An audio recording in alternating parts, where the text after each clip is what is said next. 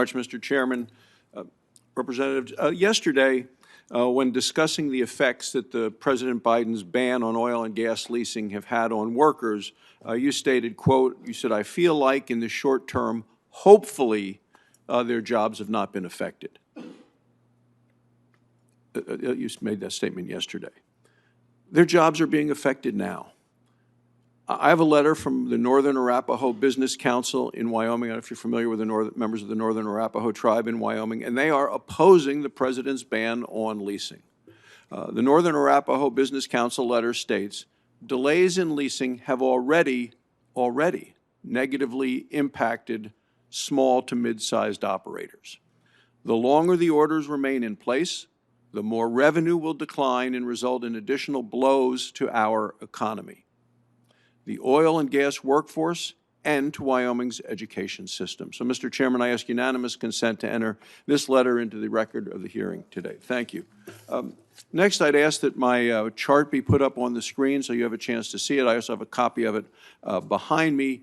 You have stated that you are, quote, wholeheartedly against fracking and drilling on public lands. You have said that, quote, we need to keep fossil fuels in the ground. You have also stated that you oppose all fossil fuel infrastructure. If confirmed, President Biden is likely to ask you specifically whether he should extend the ban on oil and gas and coal leasing on federal lands and waters.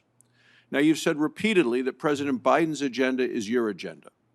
But what this committee wants to know is, how will you advise him? How will you act? Because you're the principal role as Secretary of Interior. So how will you advise him, and will you encourage the President to extend the 60-day ban on leasing or not? Thank you, Ranking Member. I appreciate the question. And yes, I will reiterate again, President Biden's agenda would be my agenda if I am confirmed. I recognize that roles are different. The role of a congresswoman in one district in the country is much different than the role of a secretary who is fighting and working for every single American in all of our public lands across the country. Those are two different things. I recognize that. I want to make sure that if I'm confirmed, that we're looking at things and working to strike the right balance.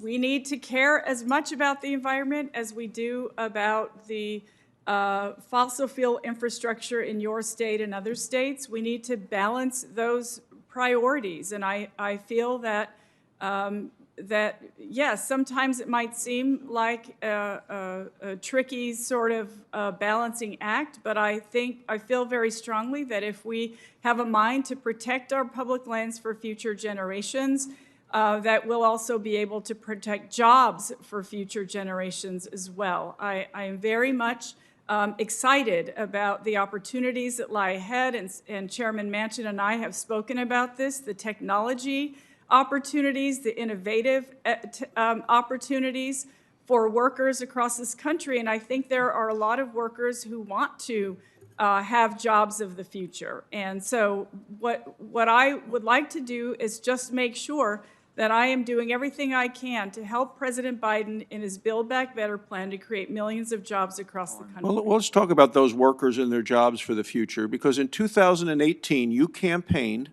on eliminating oil and gas production in New Mexico. And you were specifically asked how you would make up for the loss of oil and gas royalties, which the state uses to fund public schools.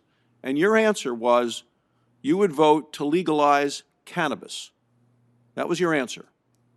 And that you said, if we legalize cannabis and we have a new funding stream for our education system, that will help tremendously. That was your statement. Do you still believe that states should replace oil and gas royalties used for public education with taxes on the sale of marijuana? Is that your position? Well, I think the point of that, Ranking Member, was to say that we should diversify our funding streams for our education and not just rely on one. So is selling marijuana among what the Biden administration calls better choices that the Biden administration has promised to give displaced oil and gas workers? Is that the better choice, marijuana? Ranking member, I honestly don't know what President Biden's stance is on cannabis currently. But we know what your stance is on replacing the revenue from the energy jobs, the jobs that power our economy and the energy that powers our country. And your preference is to turn to drugs, is what you've recommended to the voters. At a time when we know when there's high unemployment and energy workers lose their jobs, we've seen it in West Virginia, we've seen it around the country, there's been an opioid crisis in this nation. And yet what I hear from you is the answer in a better choice world is marijuana. Thank you, Mr. Chairman.